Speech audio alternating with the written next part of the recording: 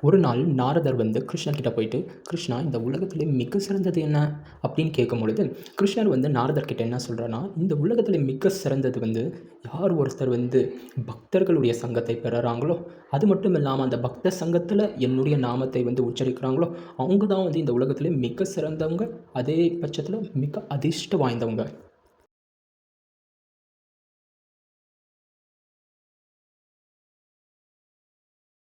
சொல்லிட்டு கிருஷ்ணர் வந்து சொல்றாரு. அப்ப நாரதர் வந்து என்ன சொல்றேன்னா, ஆனா கிருஷ்ணர் நீங்க தானே எல்லாருடைய சிறந்தவங்கன்னு சொல்லும்பொழுது, அப்ப கிருஷ்ணர் வந்து நாரதருக்கு வந்து டெமோ காமிக்கிறாரு. எப்படி பக்தர்களுடைய சங்கமும், அவருடைய திருநாமமும் அவருடைய சிறந்ததுன்னு சொல்லிட்டு கிருஷ்ணர் வந்து டெமோ காமிக்கிறாரு. அதுக்கு வந்து நாரதர் வந்து பூலோகத்தில இருக்கக்கூடிய ஒரு வனத்தில வந்து ஒரு கிளிகிட்ட போயிட்டு என்னுடைய நாமத்த சொல்லிட்டு வர சொல்றாரு. அப்புறமா அந்த கிளிக்கிட்ட வந்து பக்தர் சங்கத்தை பெறறனால என்ன பயனுன்னு சொல்லிட்டு கொஷின் கேளுன்னு சொல்லிட்டு கிருஷ்ணர் வந்து நாரதர்கிட்ட சொல்லி அனுப்பி விடுறாரு. ஆனால் அந்த மாதிரி பண்ணும்பொழுது அந்த கிளி வந்து இறந்துருது. நாரதருக்கு ஒரே பயமாயிருது. அவர் மீண்டும் வந்து கிருஷ்ணன் கிட்ட வந்து என்ன சொல்கிறாருன்னா, "கிருஷ்ணா கிருஷ்ணா, நீங்கள் சொன்ன மாதிரி தான் வந்து நான் வந்து அது காதில் வந்து நாமத்தை சொல்லிவிட்டு அப்புறமா நீங்கள் கேட்க சொன்ன கொஷினை வந்து நான் கேட்டேன். இந்த மாதிரி பக்தர் சங்கம் பெறறனால என்ன பயன்னு சொல்லிட்டு கேட்டேன். ஆனால் அந்த கிளி வந்து இறந்துடுச்சு." அப்படின்னு சொல்லிட்டு நாரதர் வந்து கிருஷ்ணர்கிட்ட சொன்ன உடனே கிருஷ்ணர் வந்து, "நீ இன்னும் கவலைப்படாத, இப்போ உனக்கு வந்து விடை கிடைச்சிடும்னு சொல்லிட்டு அவர் வந்து மீண்டும் வந்து அனுப்பிவிட்றாரு. எங்கன்னா ஒரு கிராமத்தில் ஒரு குதிரைக்கிட்ட வந்து அதே மாதிரி செய்ய சொல்கிறாரு. பார்த்தா நாரதரும் வந்து அந்த குதிரைக்கிட்ட போயிட்டு ஹரே கிருஷ்ண மந்திரம் சொல்லிட்டு அப்புறமா வந்து அந்த கொஷினை கேட்ட உடனே அந்த குதிரையும் இறந்துடுது. இவருக்கு ஒரே ஆச்சரியமாயிருது. லேசாக பயமாக வந்துடுது. மீண்டும் வந்து அவர் கிருஷ்ணர்கிட்ட வந்து சொல்கிறாரு, "கிருஷ்ணா, நீங்கள் சொன்ன மாதிரி தான் நான் சொன்னேன்.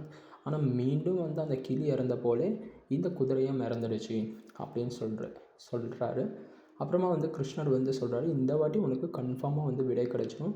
நீ வந்து அங்கே ஒரு கிராமத்தில் வந்து பசு இருக்குது.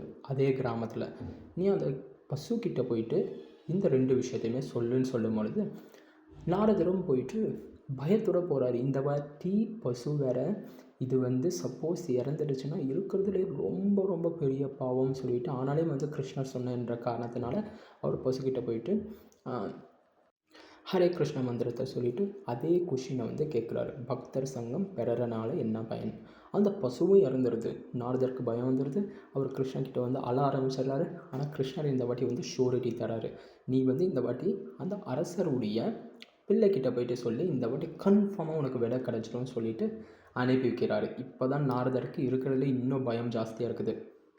கிளி, குதிரை, மாடு கொண்டா யாரும் கேட்க மாட்டாங்க. ஆனால் அரசரை கொண்டா அங்கே இருக்கிற காவலாளிகள் எல்லாம் பிடிச்சி வச்சு சிறைச்சாலையில் போட்டுருவாங்கன்னு சொல்லிட்டு நாரதருக்கு இன்னும் பயம் ஜாஸ்தியாகிடுச்சு. ஆனால் அந்த குழந்தைக்கிட்ட போயிட்டு அந்த மாதிரி சொல்லும் பொழுது நாரதருக்கும் வந்து அந்த இடத்துல நிறைய வரவேற்பு இருக்குது. அந்த மாதிரி ஹரே கிருஷ்ண நாமத்தை சொல்லிவிட்டு அப்புறமா பக்தர் சங்கம் பெறறனால என்ன பயன்னு கேட்கும் பொழுது அப்போ தான் அந்த பையன் வந்து சொல்கிறான், "இந்த மாதிரி பக்தர் சங்கம் பெறறனால இப்போ அடைஞ்சேன் பார்த்தீங்களா, அந்த பயனை அடைவேன். நான் தான் ஃபஸ்ட்டு கிளியாக இருந்தேன், குதிரையாக இருந்தேன், அப்புறமா வந்து மாடாக இருந்து நான் வந்து இந்த அரசரோட பையனாக வந்து இப்போ நான் எளிதாக அடைஞ்சிட்டேன். நான் சப்போஸ் வந்து பக்தர்களுடைய சங்கத்தை பெறாத பட்சத்தில், நாமத்தை வந்து உச்சரிக்காத பட்சத்தில், கேட்காத பட்சத்தில் இன்னும் நான் நிறைய ஜென்மத்துக்கு உள்ளார போயிட்டு இந்த பிறவியை அடைய வேண்டிய சூழ்நிலை ஏற்பட்டிருக்கும்.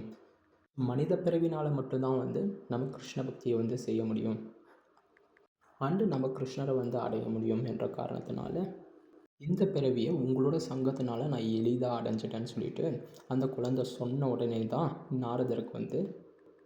நாரதருக்கு வந்து அப்போ புரியுது எவ்வளோ வந்து இந்த நாமமும் கிருஷ்ணருடைய நாமமும் பக்தர் சங்கமும் வந்து இவ்வளோ முக்கியத்துவமானது. ஏன் வந்து கிருஷ்ணர் வந்து இது ரெண்டுமே அவரோட சிறந்ததுன்னு சொல்லிட்டு சொல்கிறாருன்னா, ஏன்னா இது ரெண்டுமே நமக்கும் கிருஷ்ணருக்கும் இடையில் உள்ள பாலத்தை போன்றது. இது ரெண்டுமே நம்மளையும் கிருஷ்ணரையும் வந்து மீண்டும் இணைக்குது. இதன் காரணத்தினால நம்ம எல்லா துன்பத்திலேருந்து விடுபட்டு நித்திய வாழ்க்கையை வந்து அடைகிறோம்.